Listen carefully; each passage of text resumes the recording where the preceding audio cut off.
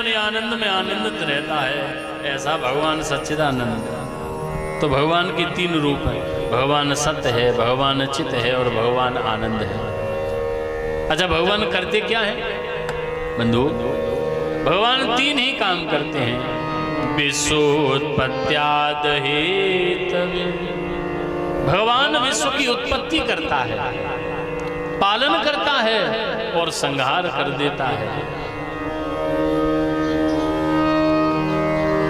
ब्रह्मा बनकर पालन कर उत्पत्ति करते हैं, विष्णु बनकर पालन करते हैं और रुद्र बनकर संहार कर देते हैं।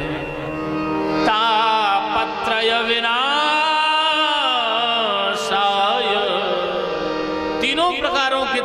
तीन प्रकार के तापों का विनाश करते हैं। ऐसे भगवान श्याम सुंदर को हम बारंबार प्रणाम करते हैं। श्री कृष्णाय वयम नमः। वयम क्यों कहा? अहम आवाम वयम। अहम माने मैं, आवाम माने हम दोनों, वयम माने हम सब मिलकर ठाकुर जी को प्रणाम करते हैं। बोलो श्री ठाकुर जी महाराज की। प्रेम से बोलो राधे राधे। जोरों से बोलो, बोलो बंसी वारे की। हाँ, नेम से सूतमासीनम मविवाद्यम महामतिम कथामृत रसास्वाद कुशलः सौनिको ब्रवीत। एक बार निम्सारण तीर्थ में सौनकादिक 88,000 ऋषियों ने श्री सूत जी को प्रणाम किया, चरणों में बैठ गए और सूत जी महाराज ने, सौनकादिक ऋषियों ने सूत जी को एक प्रश्न किया है। ध्यान से सुनिए। देखिए, आप कोई भी कथा सुनिए, चाहे आप शिव पुराण की कथा सुनिए या सत्यनारायण की कथा सुनिए या भागवत जी कथा सुनिए, ऋषि पंचमी कथा सुनिए, सभी कथाओं की शुरुआत कहां से होती है? कहां से होती है? नेम सारण से। विनोद जी, नेम सारण से हर कथा शुरुआत कहां होगी? नेम सारण से। क्योंकि ये जो नेम सारण की भूमि है ना, ये कथाओं की जननी है। क्यों? नेम सारण में जितने भी संत हैं, उनका जीवन ही कथा मात्रिक जीवन है, उनका जीवन ही कथा है। एक शास्त्र की कथा पूरी होती है तो दूसरे शास्त्र की कथा प्रारंभ हो जाती है। प्रेम से बोलो राधे राधे। तो सूत जी महाराज ने, सौनकादिक ऋषियों ने सूत जी को मंच पर विराजमान किया और एक प्रश्न किया। क्या किया? भागवत जी में श्लोक है, हे प्रभु, यह घोरे कलौ प्रायः जीवस्यासुरतां गतः। यह घोरे, इस घोर कलयुग में लोग आसुरी प्रवृत्ति के हो रहे हैं। प्रभु, ऐसा कोई जप तप व्रत अनुष्ठान कहकर सुनाइए जिससे व्यक्ति का दुख दूर हो जाए। हर व्यक्ति परेशान है, जिसको देखो वही सर पकड़े है। क्या हुआ भैया? बड़ी टेंशन है। हर व्यक्ति दुखी है। अच्छा, एक बात बताओ, दुख कहां से आता है? परीक्षित जी, दुख क्या कोई बाहर का व्यक्ति दुखी करता है क्या? हाँ, बहुत पते की बात है। मकड़ी, ध्यान देना। और मकड़ी के मरने का कारण क्या होता है? वही जाला। जो मकड़ी जाले को बनाती है, वही मकड़ी के मरने का कारण बन जाती है। ठीक भैया, उसी तरह ये जो व्यक्ति के कर्म हैं, लोग कहते हैं वो व्यक्ति दुखी कर रहा है, वो परेशान कर रहा है। भैया, बाबा कहते हैं ये सब बेकार की बातें हैं। को नहीं काहू सुख दुख कर दाता, को नहीं काहू सुख दुख कर दाता, को नहीं काहू सुख दुख कर दाता, को नहीं काहू सुख दुख कर दाता, निज कृत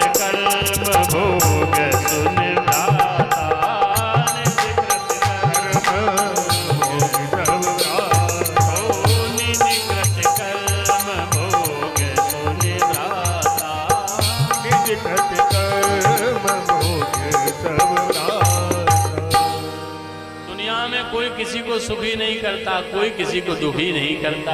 हमारे ही कर्म सुख और दुख बनकर हमारे सामने आते हैं। तो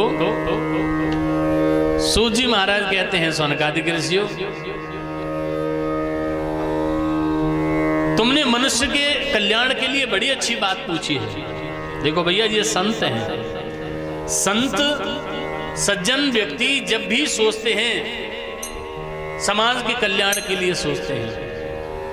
तो सौनकादिक ऋषि सूत जी महाराज कहने लगे, हे सौनकादिक ऋषियों, ये जो कलयुग का प्राणी है वो कैसा है?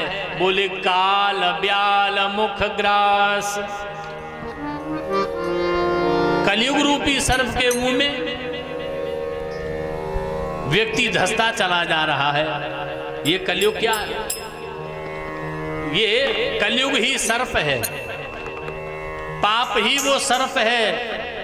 आप जानते हैं व्यक्ति धीरे धीरे पाप के मुंह में धंसता चला जा रहा है। धीरे धीरे पाप के बाद पाप, पाप के बाद पाप, पाप के बाद पाप, इतना पाप इकट्ठा कर ले रहा है कि धीरे धीरे शनै शनै वो उसके नीचे दबता चला जा रहा है। उसका जीवन पतित हो रहा है। काल भ्याल मुख ग्रास, त्रास निर्णास हेतवे। श्रीमद्भागवतम शास्त्रम कलो कीरेण भाषितम। अगर इस पाप से, इस ताप से, इस संताप से बचना है तो भैया भागवत की शरण में आना पड़ेगा। भागवत क्या? कोई कहानी, कोई किस्सा, कोई ग्रंथ ना भैया। भागवत क्या है? भगवत कृपा ही भागवत है ना? भगवत कृपा की शरण में आना पड़ेगा, क्योंकि राम मरे। देखिए, जो भगवत कृपा के आश्रित होता है ना, उसे फिर टेंशन नहीं है। क्यों? क्योंकि अगर वो भगवान के आश्रित हो जाता है, जैसे छोटा बच्चा मैया के आश्रित होता है। गिरिराज जी महाराज, छोटा बालक मैया के आश्रित हो जाता है। मैया दूध पिलाएगी तो पिएगा, मैया खिलाएगी तो खाएगा। ऐसे ही जो भगवान के आश्रित हो जाते हैं, उन भक्तों को डरने की जरूरत नहीं है। हा? वो भक्त जानता है राम मरे तब हम मरे, और नहीं हमारी मरे बलाया। क्योंकि अविनाशी की गोद में भैया मरे न मारो जाए। चिदानंद रूपम शिवोहम शिवोहम। भक्त को टेंशन नहीं लेना है। क्यों? क्योंकि भक्त तो कह देता है, अब सौंप दिया इस जीवन का सब भार तुम्हारे हाथों में। अब सौंप दिया इस जीवन का सब भार तुम्हारे हाथों में। अब सौंप दिया इस जीवन का, अब सौंप दिया इस जीवन का सब भार तुम्हारे हाथों में। सब भार तुम्हारे हाथों में है, जीत तुम्हारे हाथों में है, हार तुम्हारे हाथों में है, जीत तुम्हारे हाथों में है, हार तुम्हारे हाथों में। चाहे आंधी ने मुझे घेरा हो, चाहे आंधी ने मुझे घेरा हो, भक्त डरता नहीं है, क्योंकि वो जानता है राजी है हम उसी में जिसमें तेरी रजा है। मेरी विवाह है प्यारे, तेरी विवाह है। चाहे आंधी ने मुझे घेरा हो, चाहे आंधी ने मुझे घेरा हो, चाहे चारों ओर अंधेरा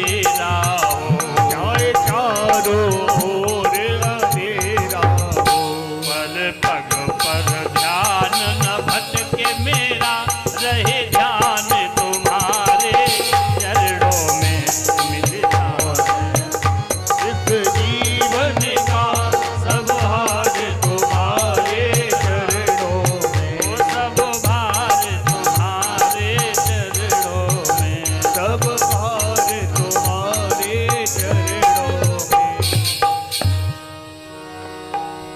भगवान की शरण में आना पड़ेगा भैया, क्योंकि जब तक जीव भगवान की शरण में नहीं आएगा तब तक उसे उस भय से छुटकारा नहीं मिलने वाला। प्रेम से बोलो राधे राधे राधे। भगवान की कृपा, भागवत की कृपा की शरण में आना पड़ेगा। लेकिन भैया ये भागवत कथा इतनी आसान नहीं है, बड़े भाग्य से मिलती है। आजकल ये बड़ा सौभाग्य की बात होती है भागवत कथा सुनना, क्योंकि भाग्योदयेन बहुजन्म समर्जितेन, जब हमारे अनेक जन्मों का पुण्य उदय होता है तब हमें भागवत की कथा सुनने को प्राप्त होती है। कराना तो बहुत दूर रहा। हमारे भैया विनोद जी ने कई लोगों से कहा भैया परीक्षित बन जाओ, लेकिन बनते कैसे साहब? नहीं, इनको क्यों बनना था? वो इसलिए नहीं बन सकते क्योंकि उनका पुण्य अभी उदय नहीं हुआ था। क्योंकि प्रभु की कृपा पावे कोई है ना।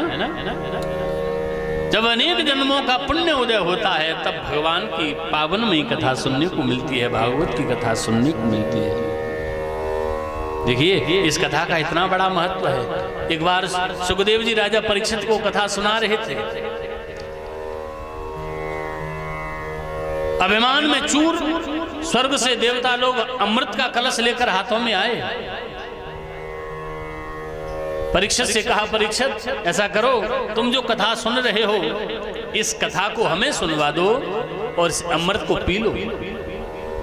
तुम्हें श्राप लगा है 7वें दिन तक्षक डसने से तुम्हारी मृत्यु हो जाएगी। अरे जैसे ही अमृत पियोगे तुम्हें मरना नहीं पड़ेगा। परीक्षित ने सुखदेव जी से पूछा क्या करूं? सुखदेव जी ने कहा बेटा अमृत पीने के बाद तुम अमृत हो जाओगे, मरोगे नहीं, लेकिन न तो तुम्हारे मन के विकार दूर होंगे, न तुम्हारे पाप दूर होंगे और न तुमको आंतरिक सुकून मिलेगा। मरना भी चाहोगे फिर भी नहीं मर पाओगे। सपोज दैट, विचार करिए, एक तरफ 1,00,000 वर्ष की जिंदगी हो जो दुखों से, बद्दुआओं से,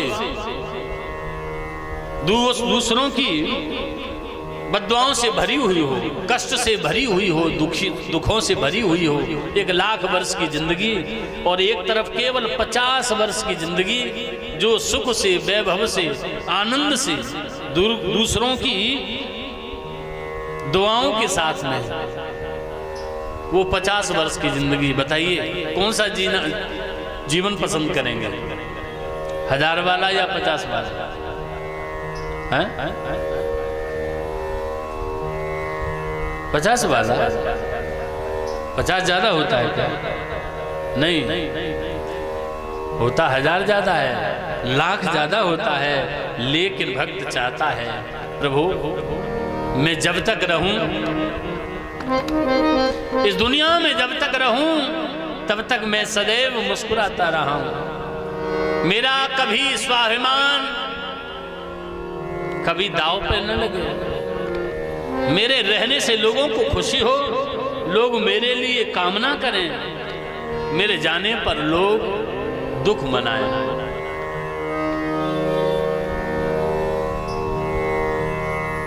जब तक रहूं तब तक शुभ कर्मों के साथ रहूं।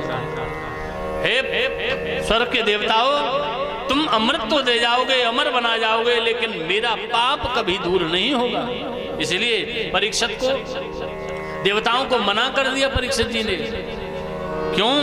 क्योंकि ये स्वर्ग का अमृत जो है वो चमकीला कांच का टुकड़ा है, जो देखने में तो बड़ा सुंदर है लेकिन है किसी मतलब का नहीं।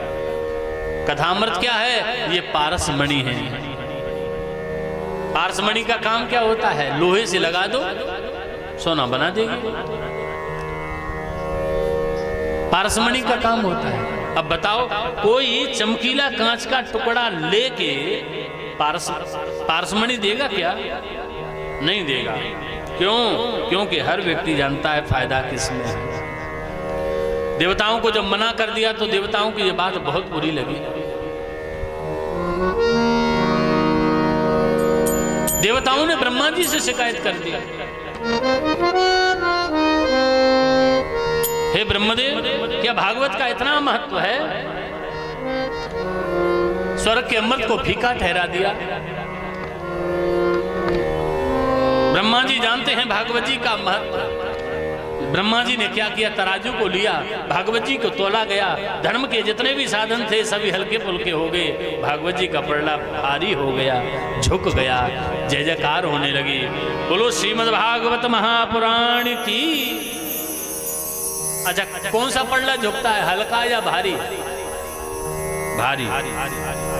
समझना, जो झुक रहा है अर्थात ये सिद्ध कर रहा है ये बहुत भारी है। झुकते तो वही हैं जिनमें कुछ जान होती है, अकड़े रहना मुर्दे की पहचान होती है। अब समझ लीजिए, जो झुक रहा है, झुकना सिद्ध करता है कि ये जीवित है। अच्छा, कौन नहीं झुकता? अकड़ कौन जाता है? मुर्दा अकड़ता है। आपने देखा है वो वृक्ष तब तक नहीं झुकता जब तक उस पर फल नहीं आते हैं, और फल आ जाते हैं तो वो झुक जाता है ना? आम का वृक्ष आपने देखा होगा, कब झुकता है? जब डाली फलों से लद जाती है, झुक जाता है। ये फल क्या है? ये गुण है ना? जिसमें सद्गुण आ जाते हैं भैया वो विनम्र हो जाता है। आपने विद्यालयों पर लिखा देखा होगा, विद्या ददात विनयम। राजू भैया, विद्या ददात विनयम, विद्या से विनय आता है। विनयम ददात पात्रता। और जब व्यक्ति विनयी हो जाता है, तो जब व्यक्ति नम्र हो जाता है तो साहब वो सुपात्र हो जाता है, वो पात्र बन जाता है।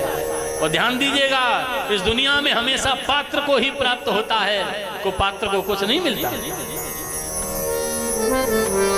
कितना भी धनवान व्यक्ति बना रहे, जब भी मिलेगा तो सुपात्र को ही मिलेगा।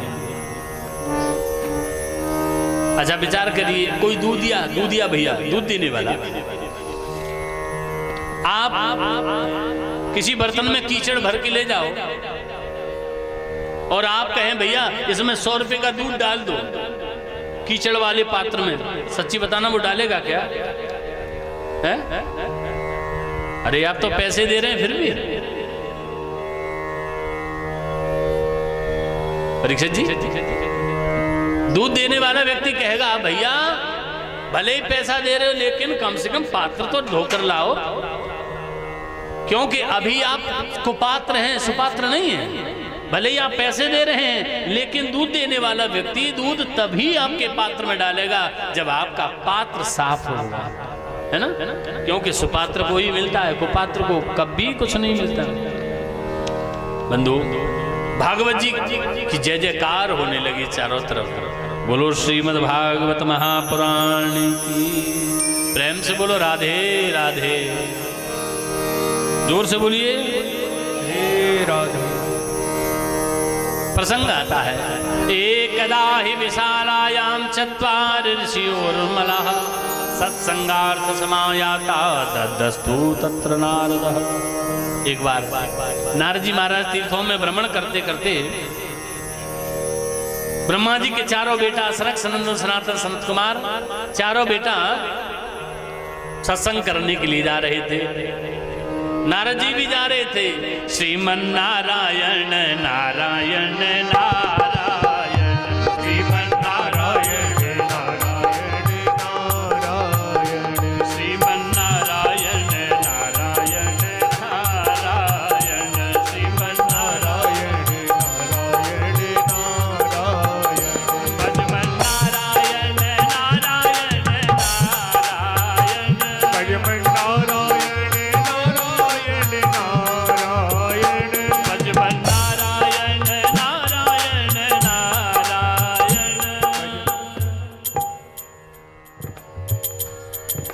देखो यही गड़बड़ न करो। हाँ, श्रीमन नारायण नारायण नारायण। अरे वाह भाई, आप बहुत अच्छा गाते हैं, फिर भी कंजूसी करते हैं। ताली बजाते हो गाइए। भजमन नारायण नारायण नारायण नारायण नारायण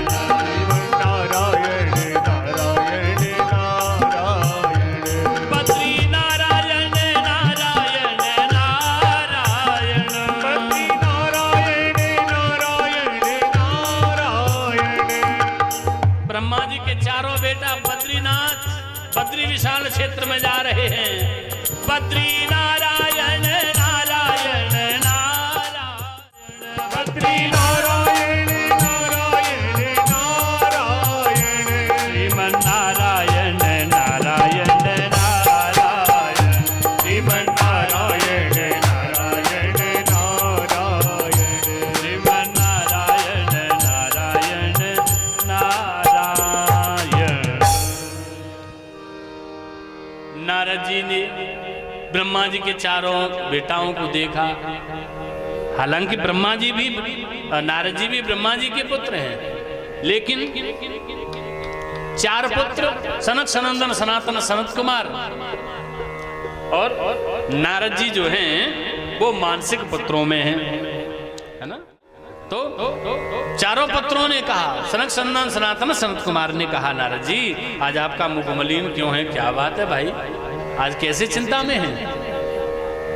देखिए, जो व्यक्ति हमेशा मुस्कुराता रहता हो, हंसता रहता हो, ठिठोली करता रहता हो, और वो व्यक्ति आपके सामने से उदास निकल जाए, सच्ची बताएंगे आप टोकेंगे कि नहीं? क्या बात है भैया, आज तो बड़ी दुखी हो आज, है ना। हमेशा हंसने मुस्कुराने वाला नारद जी जैसे ही सनत कुमारों के सामने निकले चिंतातुर अवस्था में, नारद जी ये क्या हुआ? कथम ब्रह्मन दीन मुख कुतश्चिंतातुरो भवान। आपका मुख मलिन क्यों है? त्वरितम गम्यते कुत्र कुत्रस्यागमनम तव कुत्रस्यागमनम तव। आपका मुख मलिन क्यों है? कौन सी चिंता है? जल्दी में कहां से आ रहे, कहां भागे चले जा रहे महाराज? जरा रुकिए, ठहरिए।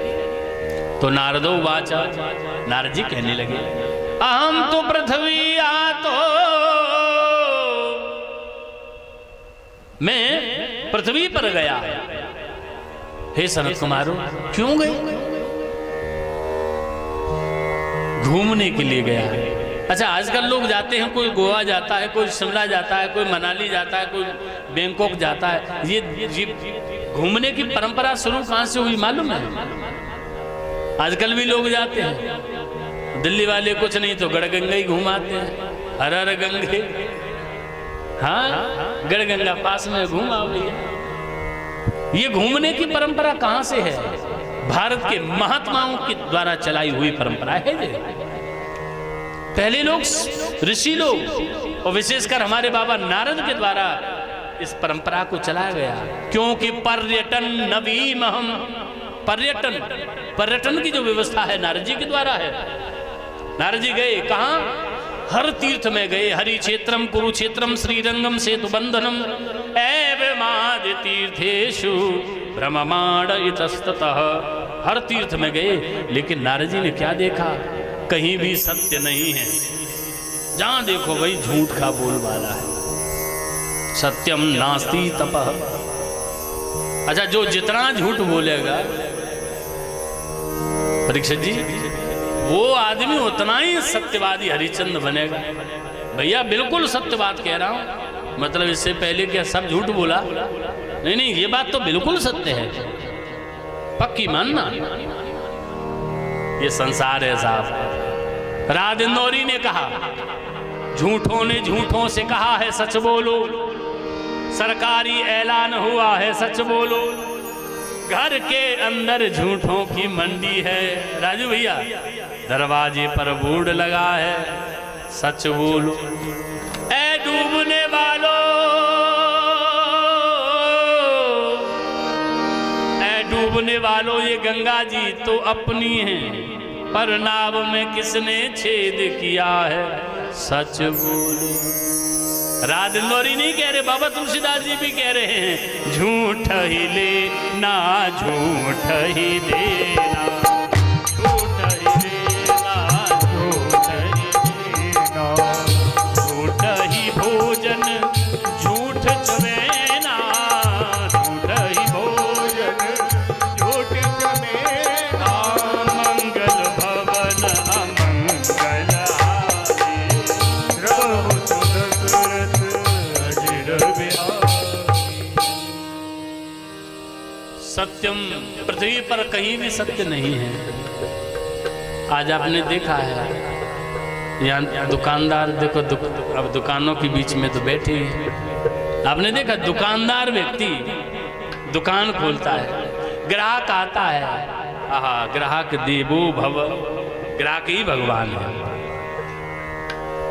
अच्छा प्रसन्न करने के लिए क्या कहता है दुकानदार, बोले भैया वो तो आप हैं, इस रेट में दे रहा हूं, सच्ची बता रहा हूं, एक पैसा नहीं बच रहा है इसमें। गिरिराज भैया एक पैसा नहीं बच रहा है भाई साहब, जो तो ले जाओ अब तो आप, और सच्ची बताना। अच्छा वो प्रमाण काय का देता है, बोले रोजी पे बैठा हूं, इससे बड़ी बात नहीं कह रहा हूं, रोजी की कसम एक पैसा नहीं बच रहा है। कितना भला आदमी है देखो, रोजी की कसम एक पैसा नहीं बच रहा, काय को खोले बैठा भैया। चारों तरफ झूठ का बोलबाला है। नारद जी कहते हैं मैं संसार में भ्रमण करके देखा, तपस्या नहीं रही, दया दानम न विद्यते, न दया दिखाई देती है न दान। हाँ देखिए केवल दान का एक तरीका है, वो कलयुग में थोड़ा चल रहा है, लेकिन दान भी मर्यादा तोड़कर हो रहा है। धर्म तो हो रहा है लेकिन मर्यादा तोड़ के हो रहा है। एग्जाम्पल 4, एक मैया, विचार करिए, एक मैया लोहा बनाकर लाई, सामने एक गाय है और एक भैंस है, लोहा किसको मिलना चाहिए? है? गाय को मिलना चाहिए। बहुत अच्छी बात कही आपने। मान लीजिए गाय का पेट भरा है, हाउसफुल, और भैंस भूखी है, फिर किनको मिलना चाहिए?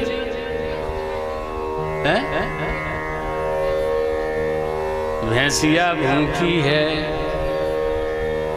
क्या साहब विनोद भैया, किनको मिलना चाहिए? दुनिया राम भरोसे है भैया।